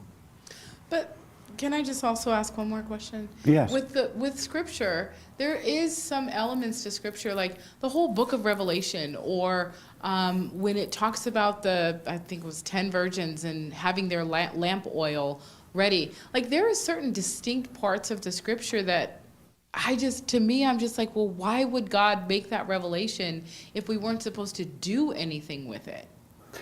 The 10 virgins with the lamp lit, they were doing what you're going to do with the silent prayer. You're going to sit at the gate with the light on, lamp lit, and watching. That's all they did. They were just watching. They did nothing. You can't do anything about this. It's spiritual. And you are a spirit, and this loss that you feel like you're having, where it makes you feel bad, that's the ego thing that's dying. That's the void that the young man was talking about. That's the emptiness that you want to feel. Yeah. You don't want your glass to have anything in it so that the light can just pass in and fulfill it for you. That's what's dying right now, and it doesn't want to die. Okay. It feels like you're losing you, but you're gaining you and losing the lie, the false you. So do you just navigate life without emotions? Are you able, and this is just, and if it's too personal, you don't have to share, but do you navigate life with no emotions? The only time I would feel emotion if I got in my thoughts. Okay. But now I can catch it and it passes. Because just think about it. What good does it do to feel emotions except deceive you? To make you say, I'm crying because I'm a good person. No, it actually feels like, I'm sorry, but no, it actually feels like something that would make you cry. It does feel like something. Right. But you can't have the tears without the thoughts. In the light, there are no tears. Okay. Only in the thoughts where there are tears, and thoughts are of the devil, they're all lies. Right. And I know exactly what you're saying and how you feel, but it's not you. You're losing yourself in order to find yourself. Right. Okay. And you're now, if you stay with it, you're going to know God. You don't have to pray to Him and have this relationship with Him. You will be with Him. You'll be one with Him in the light. Okay. That makes sense a little bit? Yes. And so just let yourself cry. The devil will just cry. Just know it's not you and let it pass. Don't judge it. Don't judge yourself. Have no opinion about it. Okay. And just stay with it no matter what. Okay. And then if you still trust the hoop and holler prayer, the relationship, do that first and then shut up. All right, and see what will work. Okay. All right? Okay. Any other questions? Amazing. No. Sorry. I've been literally carrying that around all week, so thank you for answering. No problem. And I got to move a little faster now. How often do you throw rocks at others? Now that I've been more aware, very rarely. And I just notice now it only happens kind of at work when I'm in the middle of a fast-paced situation. Mm-hmm. But even then, I quickly catch myself. So pretty much like when I'm working on like a big quote for a customer and another customer comes bothers me, and then then I answer, but they keep bothering me, and then my thoughts are like, oh, you're working on a big quote right now. Look at him. Why won't he go away? And then if I can't quickly realize that, then I start throwing stones. Yeah. But then I quickly realize it, and I just kind of get out of it. Nice. And I realize, through that, I also realize there's no such thing as a fast-paced situation. Like, even though things are busy around you, if you stay in the present, it's not a fast-paced situation. 100%. 100%. Yeah, and then so I only throw like one stone now, and I quickly catch myself. Yeah, and another thing I realized, like throwing stones, it doesn't have to be you taking actions. Like you can be all nice on the outside, or you could say nothing at all and still throw stones from within. Yes, sir. Yeah. But then Did y'all hear that? Repeat that, if you can. So throwing stones is not always a physical action, or you could be like talking all nicely on the outside, but you can be like hating the other person on the inside and throwing stones. Yes, sir. Or you could say nothing at all and still be throwing stones. I rest my case. Pass the bucket. Absolutely, man. That is so true.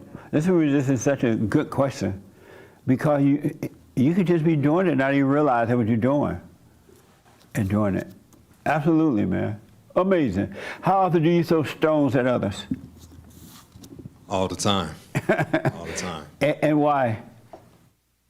Well, at the present time, I don't think I throw them right now, but there was right now, or in the in the I guess the immediate past, I haven't been throwing stones, but before I actually started listening to you, I used to throw them all the time. Yeah. All the time. Amazing. And it was just my anger. Yeah. It was my anger. Nice. Cool. Are you doing the prayer every morning, every night? Yes, I am. Nice. Yes. Stay with it. Yes. Good. Right here. And then I'll take you, Raymond. Then over here, then we got it in. Right here. How often do you throw stones at rocks at others? When you say stones, you're saying judging others? Yes. Is that what you're saying? Yeah. I used to do it a lot. Now that I'm really like praying, like in the morning and in the evening and stuff like that, and I don't really silent. I was raised. I'm a PK. What's Preacher's kid. Oh, okay. I'm sorry to hear that. Yeah. What a trauma, huh? I know. And my father, he was, well, of course, they're up there preaching and stuff like that, but I would hear him in his bedroom and praying and stuff like that. And he would pray it out loud. So I haven't had really, really sat there and just quiet, and just thinking and thoughts, because a lot of thoughts enter my head and it messes me up. So I pray out loud, not loud, or I go to my trailer and I just speak and I talk. So you don't do the silent prayer right now? Not really silent, but I do pray, and I pray till I'm, of course I'm done. I don't set a timer or nothing like that. I just pray.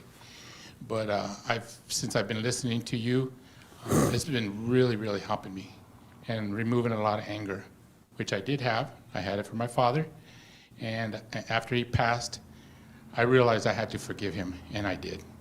And it released a lot of anger. And I was able to think good thoughts about him after that. And before I couldn't. It was. Give me an example of a good thought about him, if you can think of one. Good thought is the things that we grew up doing together. Him teaching me, how to build a skateboard and. Oh, I see what you mean. Yeah. And did you forgive your mother? I haven't spoken to her in a couple of years, and we don't even know where she is. Oh, you don't know where she is? Where she is, no. Nice. No, I have no idea. Nobody, my brothers, nobody. Good. Yeah. You must be celebrating. Yeah, I have to, I need to talk to her, though. Yeah, you need to find and forgive her. I need to find her and let her know that what she did to us. Yeah. And turn this away from my father, because when he left, she talked really bad about him. But when I forgave him, I would tell her, you need to let this go. You need to stop talking bad about him. Yeah. And she didn't understand it.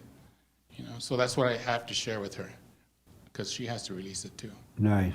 Well, I want to encourage you, do what you want, but do your little hooping and hollering, and when you're done, be still and know God. Give it a try. I don't do the hooping and hollering. I don't do that. No, but when you're down there, what kind of things you pray for? I thank God for everything that from where I was to where I am now, He has been good. How often do you thank Him? Every day. Why? I just feel it in my heart to do that. Do you think He wants you to thank Him every day? I don't know. No, He doesn't. He's like, be quiet. Oh, you already thanked me one time. Yeah. But I'm just grateful. Yeah. Do the silent prayer. And you give it a try. Let me know what you think about it. Okay. But do your prayer with the Satan, right? And then be still and know God. And let me know what you think about it. Okay. All right. Did you know you were praying to the devil before you heard me say that? That I was praying to the devil? No. But in your mind, you thought you were praying to God, right? Yeah. Yeah, because that's what your daddy did. Yeah, because when he was praying out loud in the bedroom? Yeah. Yeah. Yeah, that's where you learned that from. Yeah. That's worshiping the devil. And God doesn't even need us to appreciate it. He doesn't need us to keep saying thank you. He just needs us to let the light work through us. He's trying to bring light into the world. And so all He needs is that we let the light shine. He don't need it, but that's what we're here for, to let the light shine through us, to bring those that are lost to Him, that can't see.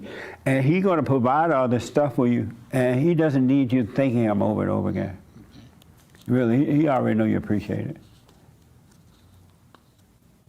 It'll be like your wife coming home every day thanking you. Thank you, thank you. You're like, okay, be quiet. You thanked me last week. Right? Same thing. He know you appreciate it. Okay. But keep thinking of Him until you see it for yourself. Not because I said it, because I know how we've been trained, and it's hard to let that identity go because it feels like you're not going to be a Christian. It feels like you don't believe in God. It feels like you're going against God. Did you know that the truth is for all to receive it?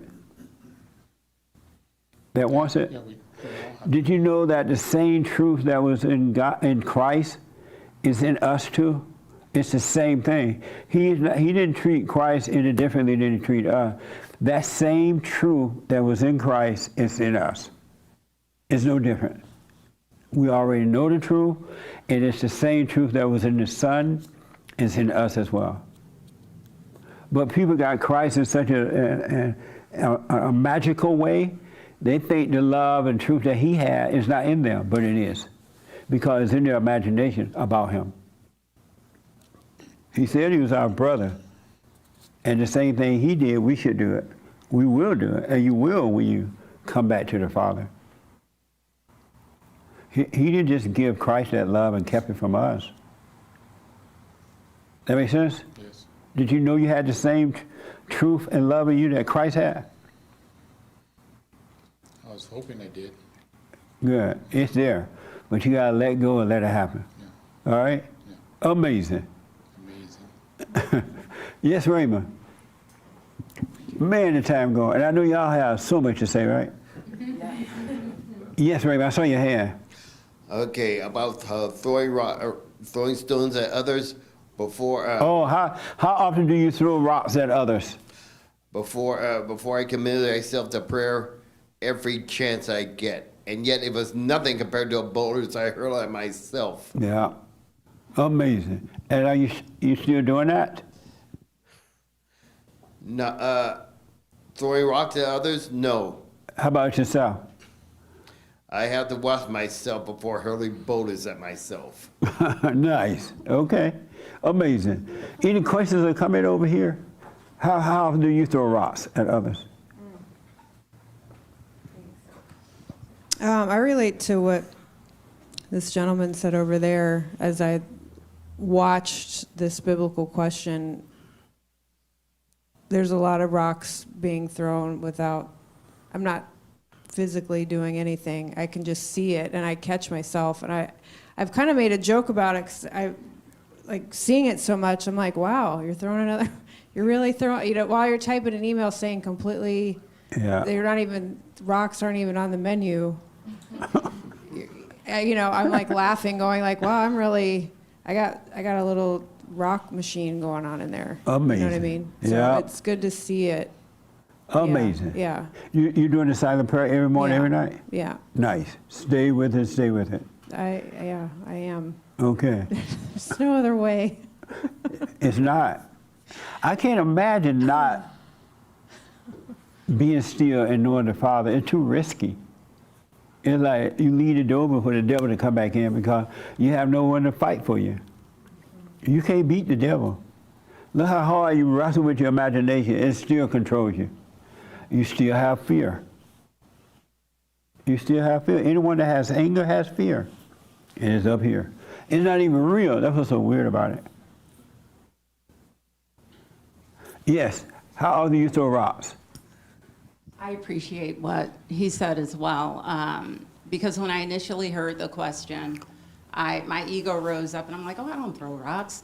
But I do in the sense of not maliciously, but in the way that he described it, where it's unspoken, or I'm speaking these flowery words, but really it's not coming from a truly authentic place. Nice.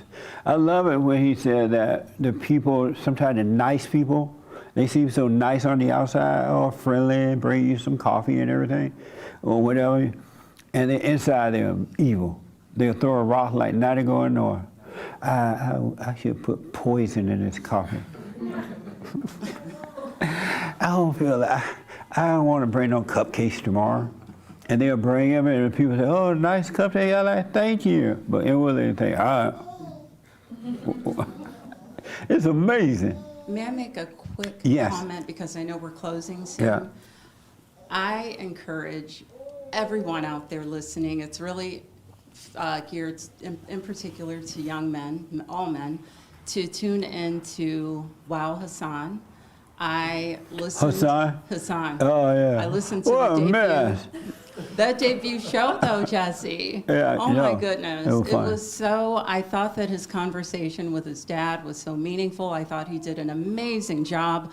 Not only Hassan, though, but Nick and James. I encourage young men out there, all men of any age, to support these guys, because they're really the trailblazers for, these young millennials and That's Generation right. Zers. So That's for I had sure. to get that in. Thank you. Yeah. And they're on Monday through Friday, folks. Check the website for it. Where's Hassan?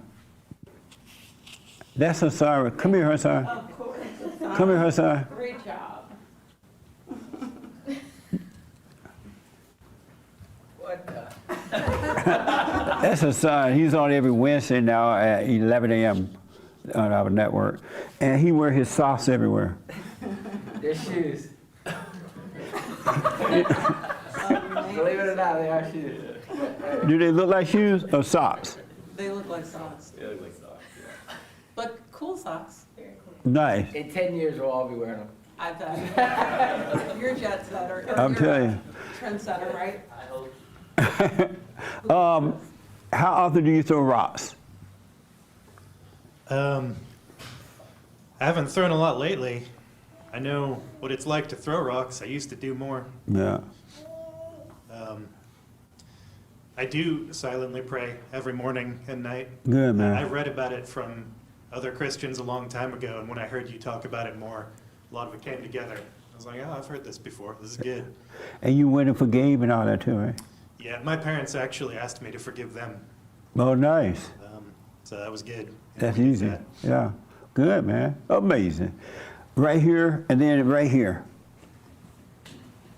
Do you throw rocks? How often do you throw rocks? Yeah, what came to mind to me was, those like little tennis machines where you feed the balls into and you kind of just like move around and the balls just keep coming? Right. That was like the image that came to mind when you asked that question. So you threw a lot of rocks. Quite targeted. Really? What the? Well, it seems that way. Not a lot of rocks, but it's just like, it's quite accurate. It seems like they're pointed. Yeah. Yeah. and they're at times, I guess, deliberate. And how do you feel when you're throwing rocks? I almost expect them to like, I see like a sports or like a batting cages kind of situation where it's like I'm feeding these balls and I'm expecting them to like hit them and hit them back. Or I also, when you asked the question, thought about how often I throw rocks, and I thought about like the game of dodgeball. Like what? the game of dodgeball, where you're throwing these rocks or throwing these balls, and I throw rocks expecting others to play this game with me and to throw these balls and throw these things right back at me. Absolutely. That's amazing. It's interesting. Are you doing the prayer every morning and night? Not every morning and every night. Really? Yeah, but I do observe myself really, really often. What? I do observe myself and watch myself really often, but to take moments deliberately in the morning and at night. And why not? Well, in the morning I am quiet. I don't rise up in the mornings. Like I sit in bed and I kind of naturally come up, and I don't turn things on in the morning like that. But then the day happens, and when I get home, I'm really glad to be in quiet moments, but I don't sit down and make like a little window for it specifically. And why not? Because I don't know. I just don't. You thought when God said that he was just playing? Maybe I did. I'm sorry? Maybe I did. Evidently. You love your hell? I think I do. Oh, okay. Did you know most people love their hell? There's nothing you can do to make them let it go. They love their hell. And when they're losing it, it feels like a loss of identity. Like something is wrong, I'm losing myself. They don't realize they're losing their hell. It's like something ain't right, I gotta feel something. All right, well just suffer your hell. What the? Okay, I gotta get to two more people I got in, right behind you and here. What's wrong? Nothing. It's great. Do you how often do you throw rocks at others? Probably more than I am willing to admit. And why aren't you willing to admit it? I don't know if I am willing to admit it. You said probably more than what? More than I'm willing to admit. Oh, I see. Yeah. And you're not willing to admit it? I don't know. I think it's, a bit shameful. It's shameful? Yeah. To admit it to yourself, even if you didn't admit it out publicly, and you don't have to. Why is it shame? And you make a very good, that's a good point. Why is it shameful to admit it to yourself? Even though, I understand what you say when there are no good people, but there is this part of me that wants to believe that there's some good in all of us. So when I throw rocks at others or myself, it makes me feel like I'm not a good person. Right. Amazing. Well, what I encourage, because you're not a good person, ain't nothing good about you. Ooh.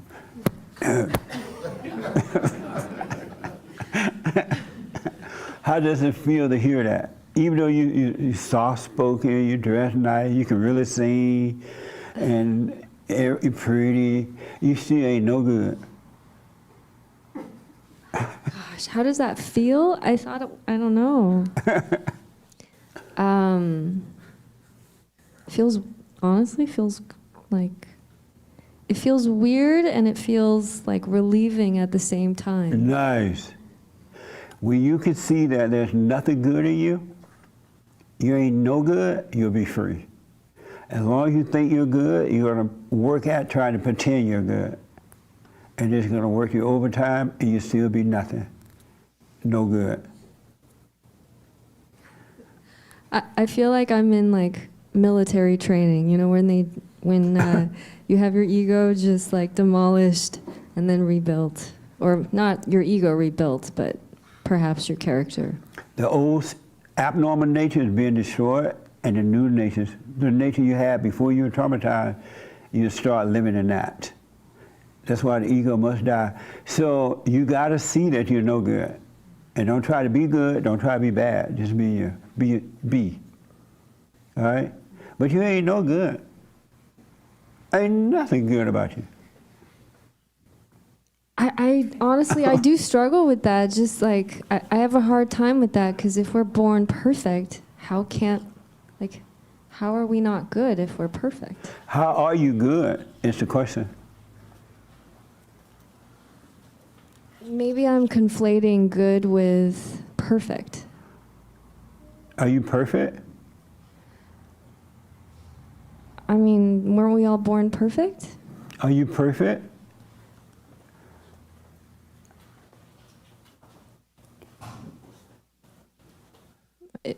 I guess I believe that we're all perfect if we're all like perfect? children of God. How could a no good person be perfect? That is a really good question. I don't know. The real you are perfect. But this thing that you're covered up is not perfect, which is the nature of the devil. And that's the thing that can't admit that it's not perfect, because it want to pretend that it's you.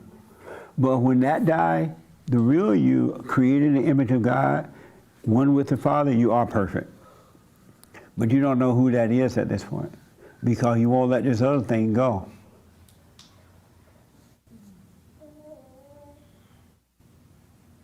All right? Yeah. Amazing. Amazing. Right here, real fast. How you doing, sir? All right. What's wrong? Nothing. What's on your mind? Nothing really. Is this helpful? Just listening. Is this helpful today? What's that? Is this helping you at all? Yeah. In what it's, way? Quite interesting. This is my first time. I came with my friend. He invited me, so. Oh, good. Yeah. Have you gone and forgiven your mother? My mother.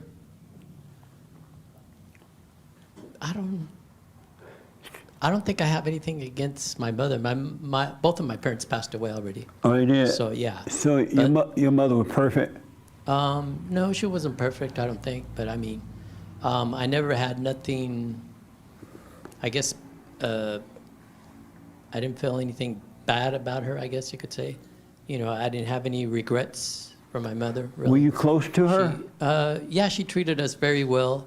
She was a very loving Christian mother. Oh, Lord. Yeah. Get on your knees tonight. Huh? Get on your knees tonight. Those very loving Christian mothers are the worst. Oh. Okay. They are the worst. Where did your fear come from? My fear? Yeah. I think it came from my dad. And what? See, there, everybody think they hate your daddy. And why you hate your daddy? What's that? Why did it come from your father? Let's see. Just anger issues from my dad. Yeah. Have you forgiven him? I did forgive him, yes. What did you think about the way he used to treat your mother? I guess bad in a way. You didn't like him for the way he treated your mother? I'm sorry? You didn't like him for the way he treated your mother? Yes, at times, yes. You didn't like him? No. And why not? Because I just felt that he wasn't treating my mother at times the way, I guess, a father or a husband should treat his wife. And what did it have to do with you? Why did you take sides? Why did you just, between them, the two of them, it had nothing to do with you. Why did you take your mother's side? I guess that's true in a way. No, that was a question. Yeah. Why did you do that? Why did I do that? Yes. I'm not sure. I'm thinking maybe like try to defend my mother or something, protect my mother or something in a way. Yeah. Your mother was driving the hell out of your father. He couldn't deal with her. And that's why he was doing what he did, because she wasn't this nice, good Christian woman. But because you identified with her, you thought she was a victim, and she wasn't. And you identified with her, that's why you took her side. You didn't know she was a victimizer. No. I'm sorry? No, I didn't. Yeah. And she made you take her side by playing victim. All in the name of Jesus. That makes sense? Yeah. Isn't that amazing? Wow. Yeah. Well, I want to encourage you to do the silent prayer, because of time I got to run, so you can start seeing more of what's going on with you. Okay. I don't know much about the silent prayer you're talking Okay, about. what the silent prayer does is God said to be still and know him. Of ourselves, we can't change ourselves at all. We're like lost because of the anger. And it starts in the home, so we're lost. And all the fears and the doubts and insecurities and loneliness and all that, we're in the wilderness, and that's hell. Because you've been turned away from your father, your earthly father. But when you see that, you forgive your parents. Though they are dead now, you forgive them. They couldn't help it because they felt the same way you're feeling. You feel exactly like them. They pass it on to you. But when you forgive them, God will forgive you. And he'll bring you out. This is your imagination. This is you, right? You're one with that. And when you forgive, he's going to bring you out of the darkness. And you become a living being and just watch the thoughts instead of being a part of them. You become free. All fear and everything will disappear. I see. It will. You can't make it happen, but you got to be honest with yourself. Even if you don't tell anyone else, I do have this anger, and you need to see that as wrong, and God will forgive you and draw you to the kingdom, and it will be amazing. Okay. That make a little sense? Yes.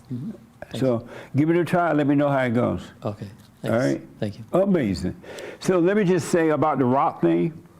Anytime you gossip, anytime you, in your mind, say something like a lot of people say bad about another person, cursing them out or calling them names or whatever, anytime you feel something toward another person, whether it's good or bad, you're throwing rocks.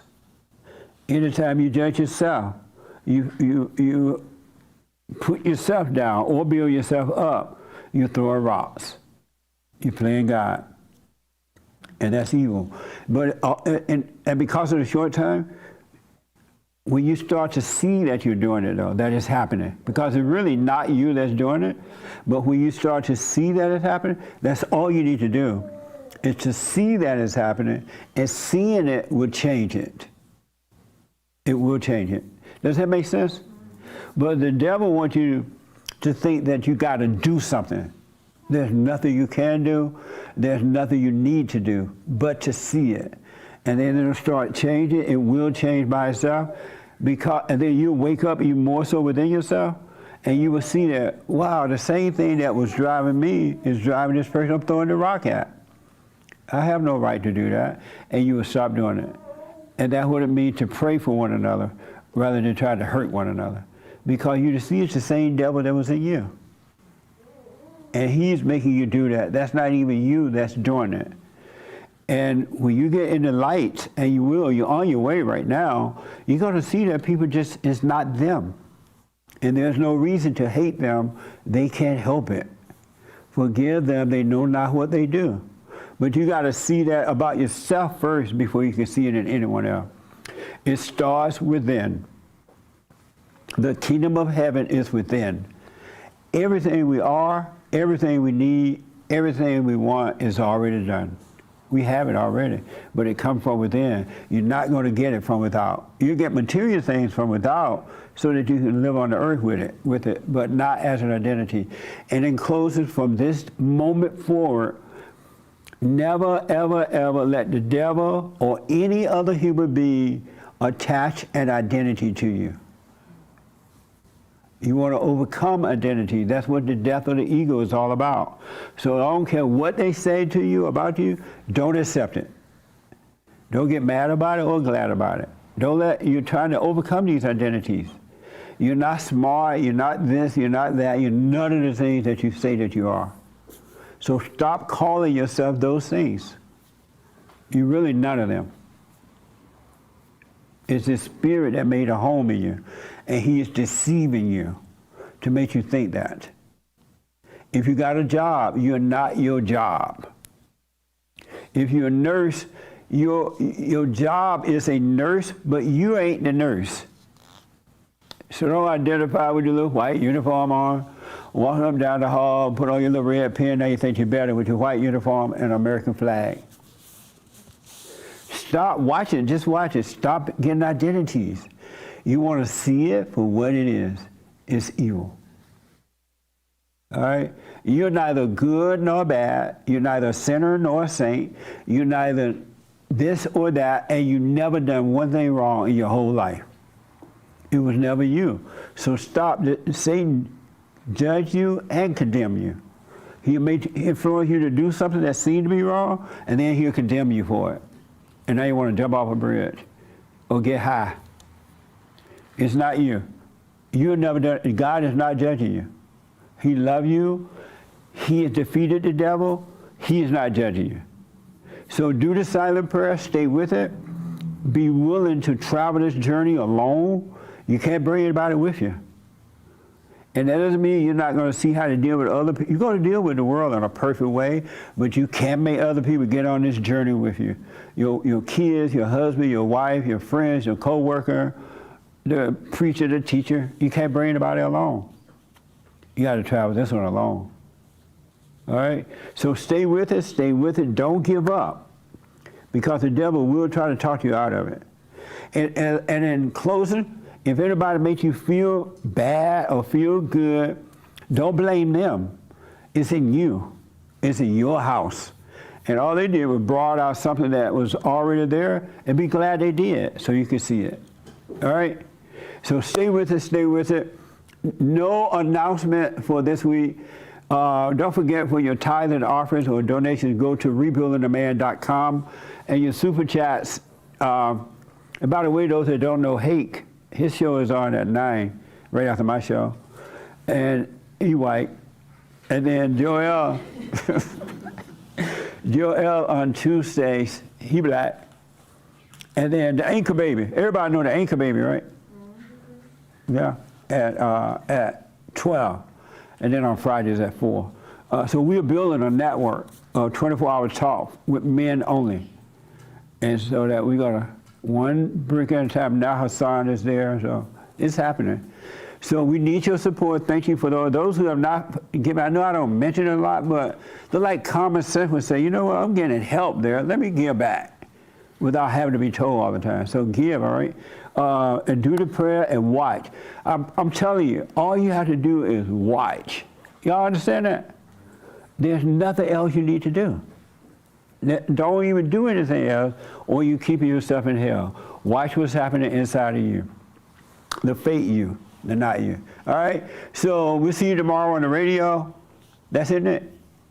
Have a good week. Thank you all for amazing fellowship, and thank you all as well. I appreciate it. Amazing.